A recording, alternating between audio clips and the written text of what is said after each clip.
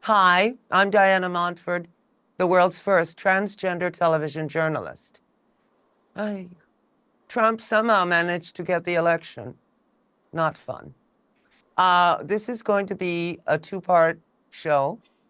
We are going to do a half hour this time, and then next time you'll see the other half hour about what we, the LGBTQ community, and particularly the trans community, will do under a Trump presidency. So this is a special edition of the Diana Montford Show. It's called the Triad.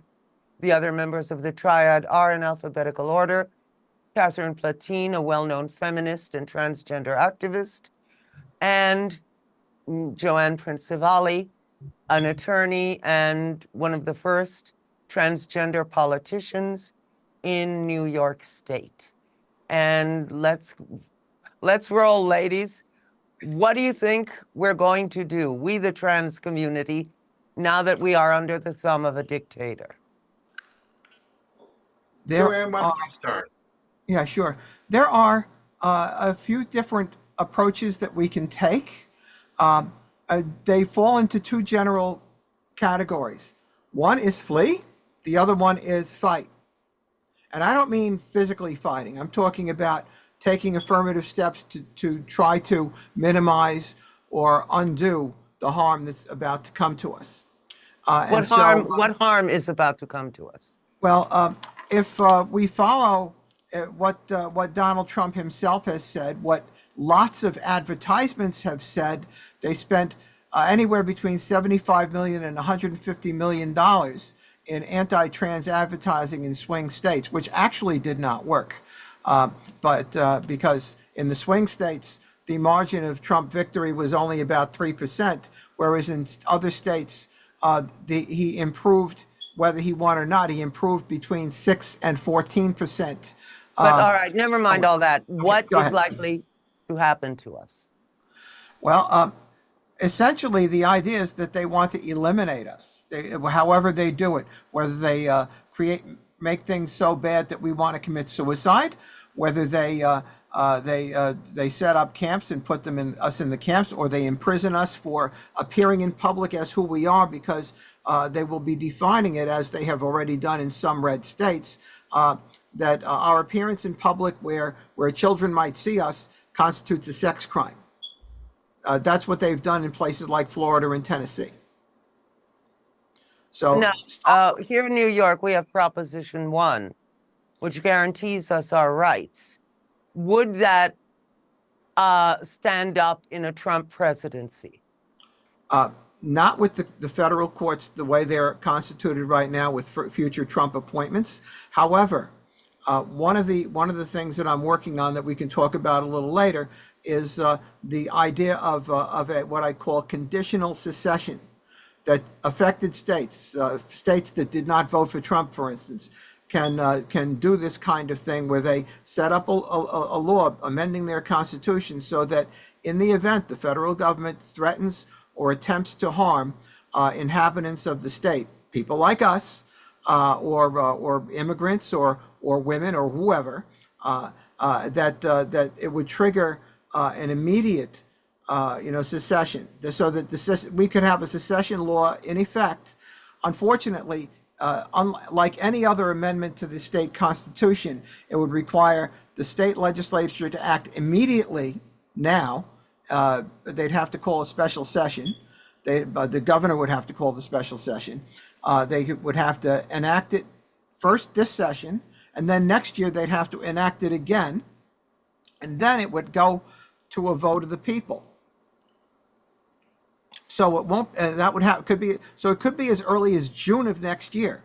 Do you think that here in New York City, where we film this, that excuse me, it would be possible that within the boundaries of New York City, the law as against us would be ignored, and the police would turn a blind eye? Police wouldn't have anything to do with it. It would be federal agencies sending their minions. It could be ICE. It could be the FBI. It could be another brand new federal agency they could create, the Department of Arresting Trans People. Yeah. Now, bear in mind, for example, that marijuana is legal in New York, but it's not legal federally. So it would place us in a similar situation, I think. Mm-hmm. Yes. Whereas, the feds could mess with us. Sheriff John Law could mess with us on an individual basis because he's an idiot. But for the most part, we'd be relatively safe unless the feds came after us. Mm-hmm. So that's the good news. Um, the bad news is that everybody out there seems to not understand that Trump is going to do exactly what he said he was going to do. And they're all pretending that we can just, we can go along and have protests and we can keep him from doing anything too outrageous. And I'm hearing that on the MSNBC and CNN a lot. And I'm seeing it online a lot. It's a Pollyanna approach because it is assuming that he's not going to do what he tried to do the first time. He was stopped from shooting protesters the first time by people that were relatively sane, who had a little bit of say in the act back then. We don't have those people anymore. They're not going to be there. We have lunatics that are going to be in their place. So go ahead and protest to your heart's content. But let me tell you, I was at Ohio State during the Kent State riots, the Kent State massacre. We lost 4 people at Ohio State. In May 1970, yes. Yes, and I was almost run through with a bayonet by a cop while I was giving first aid to somebody with a clearly marked medic's armband that was supposed to be recognized by everybody. And then another cop shot at me with a rubber bullet, which I actually zoomed past my ear, which it was close enough that it would have killed me if it had hit me directly, because that's how one of the other deaths happened. So that was then. What do you think is going to happen now? We had rules of engagement back then. We don't have any of those anymore. And they don't have any qualms about shooting vermin. We're vermin.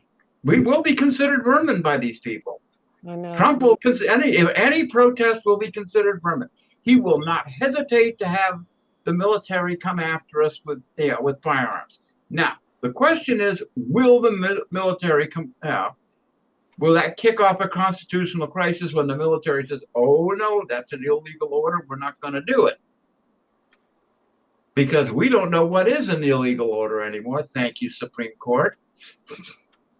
Because they basically said anything Donald Trump does is legal. I know. So the situation is better and worse than people seem to think it is at this point. The Pollyannas are wrong. It is extremely dangerous right now. If any of us leave the state of New York, or basically New England at this point, it could be real bad real fast after the inauguration. Now, we're safe until then, but Will we be safe, comparatively speaking, in New York State? Pardon? Will we be safe, comparatively, in New York State? Safer than, say, in Florida and some other place? Well, much safer. Yeah. Much safer here. Because local authorities won't cooperate here. Local authorities won't legally be able to cooperate because we're protected under New York law. Mm-hmm. Right, and yes. Now, Catherine, you have, excuse me, you have a kind of refugee program going, don't you? I am not. Well, I'm a member of a group that's supposedly for people that want to, GLBT people that want to relocate. But the thing is that most of these people aren't even acting like they're going to relocate right now. I'm shocked.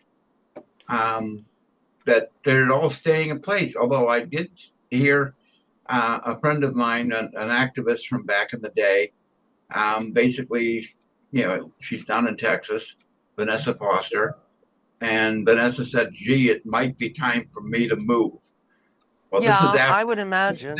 yeah, this is after Texas has already been declared a do not go to, do not travel in state um, for trans people right now, and the only other state that's true is Florida. Mm-hmm. So, yeah, Although Tennessee is not far behind them, and there are a few other states that are also pretty hostile. right. So what I'm recommending is that people treat this like a prepper situation. That you should have a go bag ready just in case. And that go bag should have, some basic supplies in it. You ought to have some food. You ought to have a little folding rocket stove.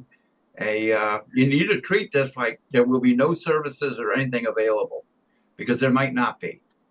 So, a little battery wind up radio would be not a bad idea. A life straw would be almost, a total requirement. A what? Pardon? A Life life? straw. What A is life that? straw. A life straw is basically will filter almost any water, Oh, no matter how dirty where it do you is. get one? You can buy them online. You can buy them from Amazon. Oh, okay. I've had one in my go bag for years. I highly recommend it. Now, for those people who live in cities, not in Florida or Texas, but if you live in Los Angeles or Chicago, or, for example, Illinois was the only state in the union where homosexuality was not illegal during a time, say 50 years ago, when homosexuality was illegal everywhere else. And I believe that was respected by the federal government. Of course, it wasn't headed by that madman Trump. Do you think that if you live in a city, things will be much easier for you than if you live in a small town somewhere? I'm not a city person. Joanne should answer that. Yeah. In the short term, right? In the immediate aftermath of the inauguration, there will still be a short period of time before they're going to be. First thing, I think they may be concentrating on the deportation thing first. So they'll be constructing these gigantic camps. They'll be hiring guards for the camps. Oh. And these are transient camps for the people they plan on arresting and deporting. So they'll be focusing first on the deportation, the mass deportation thing. But once they finish the deportations, they'll have these camps ready for us. Yeah, there will be. And they'll already be built at that point. Now, MSNBC did a little bit of a talk about that. And they don't think that they're going to do the camps because they say it's actually impossible to get enough people to meet the goals that he wants to meet. But that, in my estimation, that's not going to stop them from starting it because they don't have to do the huge numbers initially that Trump promised because he's full of hyperbole anyway. So, he basically exaggerates the crap out of everything. But Insane, I know. rounding people up is still something, if you want to know what that's going to be like with a humorous bend, there was a movie done by Cheech Marin called Born in East LA. I know. Yes, I like that movie. But I was born in East LA, yes. But they deported me anyway, yeah. And that's exactly what'll happen. Okay, they're gonna round up anybody that looks, Hispanic or whatever, especially in the northern areas. And so, I look for an awful lot of Puerto Ricans who are, by the way, American citizens. Yes.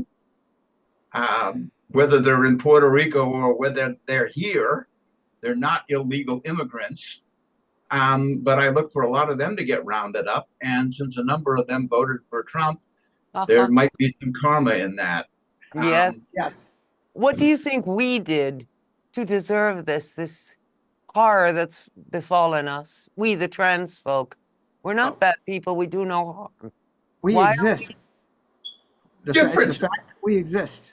We are We're different. We're not exact. The point is that it's been the aim of the far right, particularly the people who misinterpret their religious texts, to go after us because we are the kind of abomination that they detest the most. We have turned our backs on patriarchy. Hmm. And I'm gonna take it a step further. Is that we discussed this the last time we were on the air, and that is that the highest consumption of tranny porn is in the red states. And when people are attracted to something, but they feel it somehow detracts from their manhood or something, and therefore they have to vehemently deny that they're attracted to it, then they will do everything in their power to destroy those people. That was true. That's true of gays, and it's especially true of us. And nothing has actually changed on that front, other than if you would notice that the last push, besides just the anti-trans stuff that the Trump campaign went after, it was strictly misogynistic, chest beating, Neanderthal maleness, toxic masculinity taken to the maximum. So it does not surprise me, and that they're going to come after us. They are. They have to. By the way, that is one thing that got them the young male, Joe Rogan watching bro vote. Yeah, that's why they did it. And they got a lot of black males that way, not just white males. So I know people, that. I know that for a fact. I was in the So, post office just before the election, and a young black male was the postal worker, and I, sent something and got return receipt requested and all that. And I said, well, I hope you're registered to vote. He said, yes. I said, and I hope you're voting for Kamala. Oh, I don't want to talk about that. No, I don't want to talk about, meaning he was voting for Trump. I thought, duh. How dumb is this? How can you vote for Trump? How can anyone vote for Trump? okay, first of all, yeah, I wanted to talk a little bit about that. Okay. Yeah. The three of us are could be classified as gifted in terms of intelligence. Gifted people tend to talk to gifted people. Most of my friends are also, high IQs. That is not the American public. I did a little bit of looking up, and I found that actually the IQs level in the United States on average has been dropping the last few years. We're down to like 28th or something like that in the world in terms of the general population. Well, that's by design. They deliberately dumbed down the population so they wouldn't give them trouble. Well, that's exactly what my point was going to be, is that in order to exasperate this, they've also eliminated things from the educational system that would yes, such as civics, yes, such as civics and learning how logic, history, debating, history is and what are they doing right now? What was DeSantis's main thing down in Florida? What was the first thing he went after? He went after the educational system. Yes. Started banning books. He started, he went after university levels. Well, do you know that The Handmaid's Tale is on a list of banned books? It's a novel, but they don't want people seeing that this is getting perilously close to Gilead, I believe it was called. Republic of Gilead, yes. They want, basically what they want to do is they want to use it as a manual. Yes. As opposed to a warning. This is how we want the future to look. Anyway, yeah. Do they have a real shot at making that happen? Will there not always be right-thinking, decent people who will object to that and will refuse to play along? They voted for it. and other southern states are following the Florida model. Yes. They're not far behind. Well, yes, but they enslaved people years ago, so clearly they're not of a liberal bent. But other northeastern states, and certainly California, should be more progressive and less dictatorial. We Should have need more to respect focus, for rights and self-determination. we need to focus on what segment of the country got moved. And essentially, forget about the swing states for the moment. That between 7 and 14% who moved toward Trump, when we look at that demographic, we see that these are people who are dissatisfied with the way things are. And Yes. they blame Kamala as being part of the current administration, not realizing that inflation is already beat, that we have full employment, that we have, the stock market is doing great. Of course, those people aren't in the stock market. But the Well, point is, and we don't yeah, really have full employment. the point is that they are dissatisfied. They have been affected in the past year, especially with the high price of food and things like that. And they were not willing to vote for anyone connected with the existing government. And at the same time, the only option that they had was to vote for chaos. And they chose chaos over order intentionally because they think that chaos will, if they tear everything down, something new will get built that will be better somehow. They were Well, not also, thinking. They yes, did but not. also full employment. No, the Rust Belt, because of globalization, they have no jobs. There are no factories there, and they were traditionally factory workers. Climate change, that means no coal mines. All these jobs that people used as mainstays, generation after generation, have Let me hold disappeared, and they're not coming back. So Let there me is no stop right there. full They are coming. employment. I don't think so. They were coming back. Biden was re-energizing, and a lot of the plants were being rebuilt. Michigan was starting to take off again. Ohio was starting to take off again, but it was too late. And the fact of the matter is, food prices went up something like 50% in 4 years. And so basically, we got screwed because people couldn't handle the price of eggs. Yeah. Boiled down Exactly. to instead of buying a chicken, you know, and solving the problem, the other way, they decided that they were going to go for chaos, and they didn't mind if somebody died in the process and somebody Excuse lost me. their rights. And they do not care. They do No, not they care don't about care anything else. because it was white suburban women that went over to him too. Yeah. And Against black their own women are interests. They don't furious care. about They don't even care if they die at the hospital. Yeah, Even if we're not even talking about abortion, just for ordinary pregnancy care. yeah. They're going to die in the hospital, or their daughters are going to die in the hospital, and Their they voted daughters- for him anyway. Yeah, they didn't care. They Well, didn't care. why did they not care? What is going on? Why did they not Because they care? Why had did they not see the threat Oh, to their there's own one- lives and liberation? There's one other group of them in terms of women. There's one other group, those who are slavishly obedient to their husbands and have been told in their churches that if they voted other than the way their husband voted, it would be infidelity to their husband. It would be marital infidelity. They were told that, yes. They were told that. They were brainwashed into saying they have to vote for Trump because their husbands want them to. And remember Phyllis Schlafly. Oh, Yeah. who Okay. destroyed the Equal Rights Amendment? Yes. Yeah, well, there's a lot of those women still around, Don, that think feminism is a bad word, because all feminists are dyke lesbians who ride motorcycles and beat the shit out of men. Sounds good to me. All right. Yeah. But seriously, folks. Yeah, but Andrea died, so we were kind of, There He you was- go. Andrea Dworkin, yes. Who now, Oh, look, feminism is a great thing. We all know that.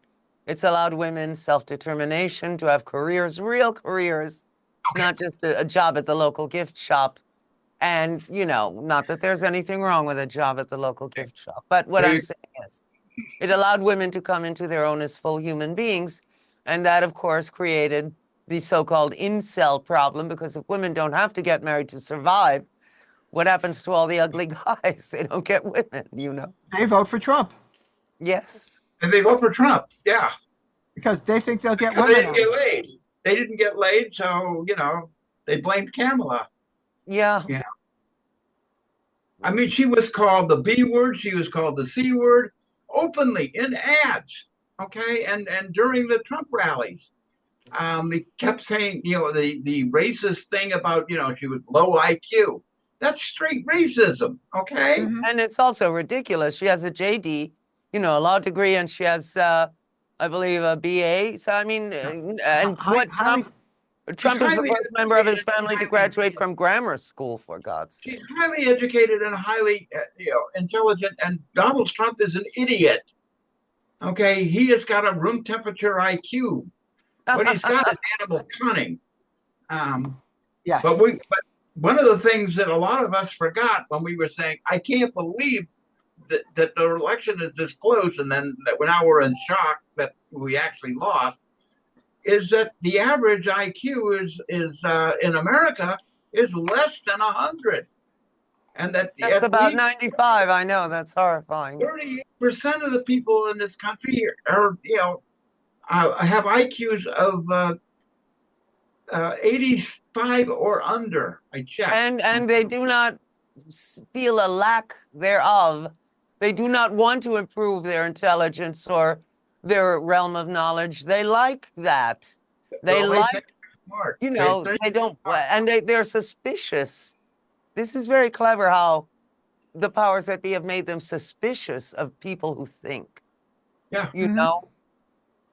I just got the 9-minute warning. So I'm sorry. We are out of time. Stay tuned for part 2 next time. I'm Diana Montford. This has been the Triad with other members, Catherine Platine and Joanne Principale. Love you a lot. See you next time. Bye.